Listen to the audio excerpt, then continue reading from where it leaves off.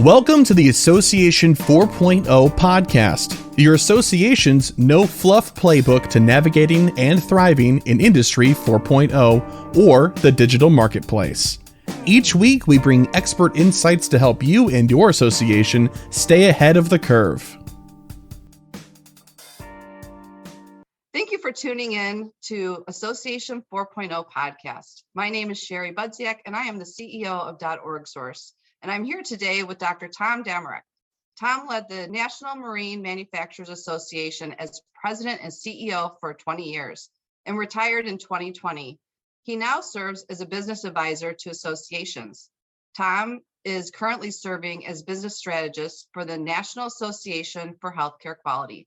He has 45 years of experience in working with members to build consensus around an action agenda to improve their industry, and worked for the banking industry, electronics industry, recreational boating industry, and healthcare. Tom has many accomplishments, which might take up the entire podcast if I was going to cover them all today, but I am really excited to have you join us here today, Tom, and appreciate your time. Sherry, it's a pleasure to be with you. Thanks. So, Tom, tell us a little more about yourself. So, as you mentioned, I've actually been working in association management for 45 years. And you mentioned the industries I've been in. What's been interesting for me is, the banking industry was essentially a service industry. When I moved into electronics and recreational boating, those were manufacturing industries. And the move from service industry to a manufacturing industry was a big jump, big learning curve. And of course, electronics was a very, very fast-paced, fast-changing industry. And then I moved to recreational boating, which was very slow to change. Mostly very small businesses, entrepreneurial-owned businesses, and just very slow to change. And then I was with them for 20 years, and I've been really having a lot of fun the last couple of years working with the National Association of Healthcare Quality, a whole new industry. So, the opportunity to learn these new, these industries has been really rewarding for me. And I kind of consider myself a lifelong learner, as you mentioned at the outset, Dr. Dammirich. I actually got my doctorate in business administration when I was 65 years old. I think I was when I got the degree. So Good for you. it's never too late, and it's one of the best things I ever did. So I've got an MBA in finance, a Master of Science in accounting, a Bachelor of Arts in economics, and everything I've ever learned I've put to use in my work for associations. So that's fantastic. Yeah, if somebody looks at your LinkedIn, there's a lot of letters behind your name, that's for sure. Yeah, there are. So, you have a lot of experience, especially previously as a CEO. Can you describe kind of what you've seen the most change in the association industry in the past few years? So I've been a CEO at two groups, and I must say that I have really enjoyed working for entrepreneurs. They need their association's help probably more than most, and mostly smaller businesses. Although frankly, we've had members that were $5 billion corporations too. And as I look back over the years, one of the biggest changes I've seen is that associations and association CEOs in particular are more and more called on to be leaders in the industry and to be the face of the industry, to be the spokesperson for the industry, and not just the manager of the association. That, especially in trade associations, but I think this is probably true in professional societies too. you can accomplish more through your association than most individuals or organizations can do on their own. But whether you're an entrepreneur or a professional in a professional association, your primary focus is on your business or your job, your day to day. And the association's role more than ever has got to be looking over the horizon to see what's coming and to prepare their industry or profession for that future. And so, I go back, 40 years ago when I was working in associations. There was a big part of it was the social aspect. Sure. And many of the meetings were really vacations where we had a little content. That is so different today. CEOs and professionals who belong to associations are looking for that association to contribute some real value to their organization or to them personally, and to help them be successful. And so if you're not doing things that are helping your members be successful today and in the future, then you're probably not going to be around too long. So Tom, that was interesting that what you said about CEOs being the face of the industry. So I'm not sure that, and not everybody listening to this probably knows that we started an organization 6 years ago called .org Community. And what we were seeing was that there was that change, but that change of being the CEO, being the spokesperson and the face of the industry, that those CEOs were traveling more. And what that caused was kind of a gap, mentorship and knowledge at the senior staff level. So I know before we got on this podcast, I was mentioning my previous CEO that I worked with. He was always in the office. So he was kind of the go-to. If I had a problem, I went to Brad. He was always there. Well, so we kind of saw this gap of the Brads were no longer there. They were meeting and with their members, their constituents, their partners, all of those things.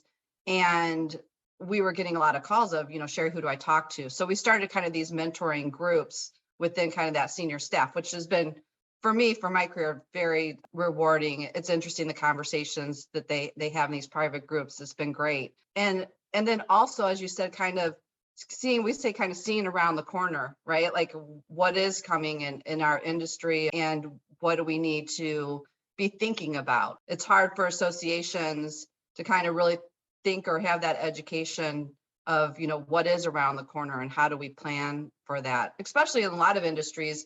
They're slow to change, right? And there's because of the governance and the structure and the decision-making process. So how do you get your organization to really be thinking for the future? So with that, I guess my next question for you is, what do you feel is the most important thing leaders can do right now to position their organizations for success?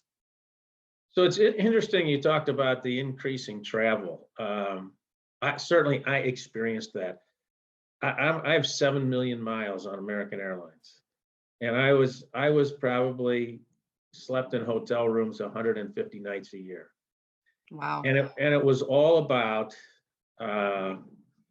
building relationships and partnerships, not only with members, but with other related associations to expand the influence of both the association, but also of the industry. To be effective and deliver value, and to be able to understand those things that you're seeing over the horizon or around the corner, you've really got to understand your members' business. And you cannot understand your members' business just sitting in your office. Mm-hmm. You've got to get out there on the factory floor, so to speak, and be with them and understand their business. So I think that's one of the most important elements to success today for association CEOs, is that they've got to understand their members' business almost as well as their members do. And they've got to be focused externally. I think back, well, let's take the Certified Association Executive designation, which I got a long time ago. I let it lapse near the end of my career, but I got a long time ago. And what does the test on? It tests on, do you know the association legal issues? Do you know meeting planning? Do you know association governance?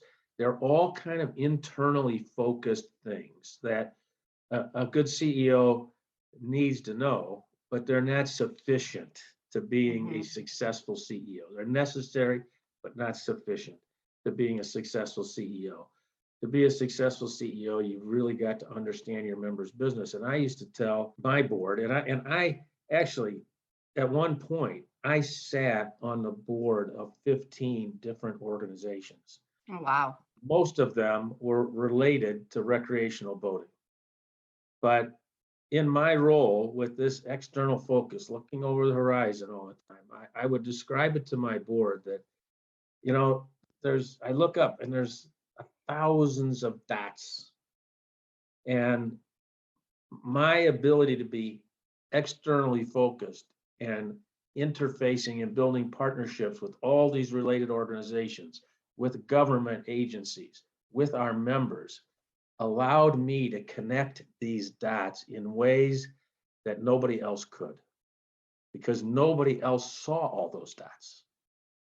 And so the ability to see all those dots and help connect those dots for your members, so that not only are you addressing their needs today, but you're addressing the emerging needs that they're going to have to deal with in 5 years or 10 years, is critical, I think, to success of CEOs today. That's great. So what do you think are the challenges of getting there? We have so many challenges today, but what do you see are some of those challenges?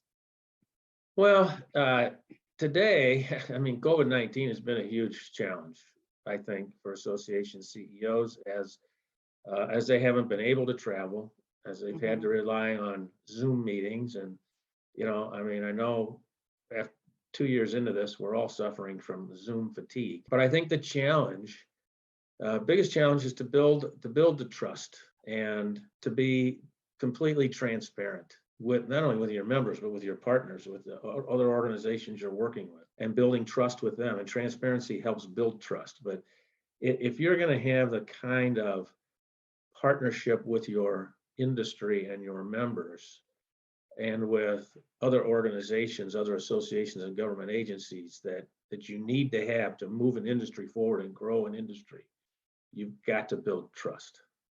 Yeah, absolutely. I totally agree. We're working with an organization that having some major difficulties. And I would take that one step further of not only trust at that leadership level and that partnership level, but also with the transparency with the staff. We had one staff person, they keep throwing money at the staff to stay. And they said, it's more than money. We realize that our dues are down. We see the numbers. Just be honest. Just, say what it is, so we can all be together to try to turn this around. So that whole word transparency is, I hear you. It's something that organizations really need to think about. Well, and I'll just give you a little anecdote on that. It's not even related to associations so much, but I once applied for an insurance policy, and I was declined for a medical reason, and I said, well, I don't have that medical reason. I don't have that. Talk to my doctor; he'll tell you. And I called my doctor and I said, they're saying I got this, and I don't have this. And he said, let me look at your file. And he did. And he said, oh, yeah, you have that. And I said, well, you never told me I had that. Well, he said, yeah, I told you this and I told you that. And I said, no, you never told me that I had this. So my son became a doctor. And I said to him, Danny, when you're talking to your patients, number one, talk to them in plain English. Do not talk to them in medical speak that they don't understand. And number two, tell them the truth. Just tell it in plain English. They want to know. Even if it's bad news, they want to know. Just tell them. So transparency is critical. It's critical to building trust, for sure. Yeah, for sure. So Tom, do you see I hear a lot of talk, or people come to us on the consulting side looking at we need to reevaluate our membership models, or we need to think about certification and all of those typical things that associations do. And where we are today, I mean, do you see the association business models changing or not so much? Or needing to change, I guess, is more of the question. So it's very interesting because over the course of the 20 years I was with the National Marine Manufacturers Association, the way we finance the organization evolved continuously. So we were about a $65 million association, and about 48 million of that was revenue from boat shows. And then we had dues, and we had certification revenue, and we launched an industry promotional campaign called Discover Boating, and that was a significant piece of revenue. But along came the global financial crisis in 2008-9, and the bottom just fell out of discretionary industries like the boating industry. Mm-hmm. And our revenues were cut in half within a year. Wow. So we re-looked at how do we finance the association, and the members, recognizing that they needed the association, developed with the staff, developed a whole new funding model that allowed the organization to flex as revenues ebb and flow through economic cycles. And they have repeatedly shown a willingness to step up and make sure that the organization had the resources it needed in order to effectively do an effective job for the industry. But we had a chairman who was a CEO of a very, very, very large company in the recreational marine industry. And he said, look, this is what I'm spending with the association each year. And it was several $1 million between boat shows and dues and certification and everything else. He said, I'm not willing to spend any more, but I'm very willing to reallocate how I spend that with you. And so we changed our whole model on how we finance these organizations probably 3 times during my 20-year tenure there. And each time it made the organization stronger and more resilient for change.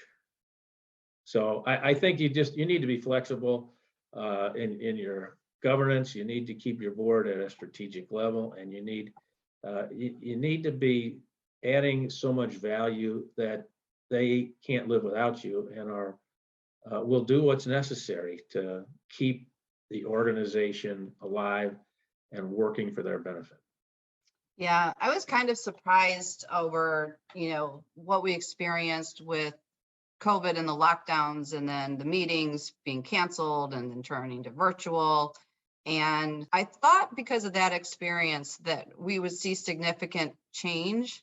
But a lot of organizations are just going back to kind of their old model, which of course we're all tired of virtual meetings, but having that as kind of their primary source of revenue. And, there were some organizations, large meetings, like you said, like even the trade shows, that lost significant millions and millions of tens of millions of dollars, but they are really not diversifying or making those changes. So hopefully, as we kind of come out of this, there will be some reflection on, what do we need to be, doing to make some changes, and to be agile. I think that's what I'm hearing from you. Like you kept, reinventing and thinking through, how do you provide that value based on this timestamp today? And as we said earlier in the conversation, and what's coming around the corner, like how do we need to shift as an organization? Well, and the interesting thing is throughout all that, we had 2 overriding goals for the organization. One was advocacy on behalf of the boating industry and the boating public, and expanding the market for recreational boating products. Those were our 2 overriding objectives throughout that were consistent over time. And, I was gone by then, but when the pandemic hit, but boat shows stopped happening. Yeah. You recall earlier, I mentioned boat shows were $48 million of revenue. that $48 million disappeared for at least a year. But the members in the industry said, look, our two primary goals, advocacy, expanding the market. Let's take some of the money we were using on our Discover Boating and our industry promotion campaign, and let's redirect that into advocacy, because we cannot let advocacy weaken. And as it turned out, largely due to the pandemic, people being cooped out, they wanted to get outdoors. The boating industry just took off like a rocket. Mm-hmm. And so the industry promotion or market expansion part of the equation became less urgent. Still important, but less urgent. And so we just redirected resources from market expansion into advocacy. And, as the industry cyclicals, I mean, sooner or later, we're going to have an economic downturn, demand will fall, we'll need to put more back into promotion probably, but we can adjust, as you said, be agile in how we use our resources to the best, to get the best outcomes for the industry. So how do you feel that technology is impacting associations today? Well, technology is everywhere. And I think if you are not keeping up with technology in your association, then obviously you're falling badly behind. Even manufacturers, or particularly perhaps manufacturers, are always looking for new technologies that can help increase efficiency, productivity, reduce cost, whatever. I always felt that it was important that we be on the leading edge, not necessarily the bleeding edge, but on the leading edge, because things change so fast. Yeah. That if you're buying 2-year-old technology today, 3 years from now, you're really out of date. If you buy the latest and greatest today, in 3 years, you're going to be out of date. So you got to be buying the best available at all times, or you're just going to fall too far behind in your ability to be effective. Well, and I'll add to that keeping up with your upgrades. I got a call last week that somebody was shocked because they're 3 versions behind, and now it's going to cost them $250,000 to get up to date. And I was like, yep, that's what it's going to cost you. They couldn't even believe it. I said, we've seen, the farther that you get behind, those upgrades are harder and harder. So I know a lot of associations experience that for various reasons. They're not keeping the eye on their ball, what their contracts say, when their contracts expire, when the upgrades are, and they get off that upgrade path. So I really, obviously, with the work that I do, think that the overall infrastructure and the operations and keeping their eye on that ball is really important for an organization. I mean, because the other part that I think happens too is that staff start finding easier ways to do things, right? And start doing these one-offs. And so now you're hearing, okay, we're updating that in 4 places. And you're like, well, why? Because our system doesn't work. The infamous workarounds. Yes. Yeah. Yeah. And you know what? I mean, your members assume that you're doing that. I mean, that's the basic blocking and tackling. If you don't have that foundation solid, then you're not going to be prepared to do the things that are really important to impacting an industry's growth and outcomes for an industry. Yeah. And I think those, I was able to witness that those organizations that were, as you said, not bleeding edge, but, kind of cutting edge, or at least keeping up with the times. When the pandemic hit, they were able to be agile, and they were able to quickly shift into online education or whatever those things were, because they had the infrastructure there to support them. So now it's just thinking of, how do we do business differently, rather than, oh gosh, we got to do business differently, and we have to find tools, and we have to implement them, and and those were very stressful times for those organizations. And then the others were able to just kind of pivot, and they were very successful in doing that. We all had our challenges, but that took one thing off the table for them, right? Yeah, right. Absolutely. Just one other thought I have. You mentioned earlier about the workforce. And in terms of challenges that CEOs have today, I think it's attracting and retaining top people. If you are going to serve an industry or profession, you've got to have the best people to do that. Because if you're going to lead, you've got to have the subject matter experts, and you've got to have the knowledge to lead. And in today's environment, it is tough to attract and retain the absolute best people. So that is a significant challenge. Yeah, I think that's going to be a big challenge for us here over the next year or so. I know that I have organizations that have had 30% plus turnover in the last year. Yeah.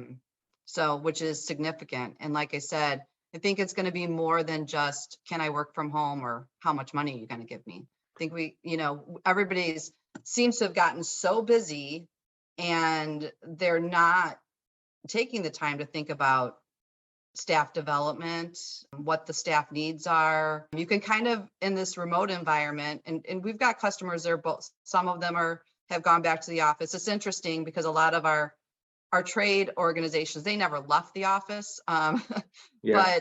but others may never go back. But I think in that environment, you kind of forget, like, oh, Tom's not happy today. What's going on? Because you're on a screen for an hour and then you may not see Tom the rest of the day. So you kind of forget about, and Tom's not happy, but you love Tom, right? You don't want Tom to quit. So I think we also need to rethink that entire staff management piece. I don't know, the equation. Any thoughts that you have on that? No, I agree. I mean, I did a lot of management by walking around. I would just sit down at somebody's desk and talk for 15 minutes and get a sense of what was going on in their life and what was going on in their job, and what they needed and what concerns they had. And you had a better feel for what was going on, and you could address things more quickly. But the cost of turnover is just huge. I mean, it's not just the cost of finding a replacement and the downtime as you look for a replacement, but even once you get that replacement on board, let's face it, it is often 6 or 12 months before that person has a complete understanding of the organization or the industry and their role, because they've got to go through a complete cycle. Yeah, they can begin making a contribution pretty soon, pretty quickly, and they do, but you don't get the full value that they're going to bring for months. Yeah, for sure. So just to end this, how many boats do you have, or how many friends are you out boating all the time with? Well, I actually own one boat. I have a pontoon boat, which I love.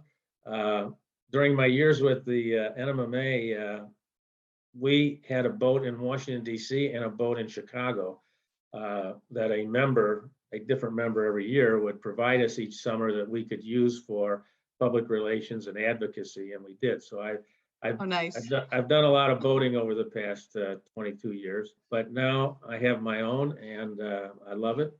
And it's a great way. I mean, when you're out on the water, you have a different perspective on a lot of things. I mean, the world looks different. Land looks different from the water than it does from land. And your problems look different when you're on the water than they do when you're on land. I think I need to get a boat. Life is better with a boat. Sold me. Well, Tom, I really appreciate your time today. I know you're really busy, and this has been a great conversation, and I hopefully some other folks can find the value that I got out of this conversation today, and learn from your insights and your experience. So I appreciate it. Sherry, it's been a pleasure visiting with you. We hope you enjoyed this episode and discovered tips and information that will add value to your leadership style and your association. .org Source specializes in positioning teams for success with solutions for technology, strategy, and marketing. Please contact us at info@orgsource.com or visit www.orgsource.com to find out how to keep your organization on track to Association 4.0.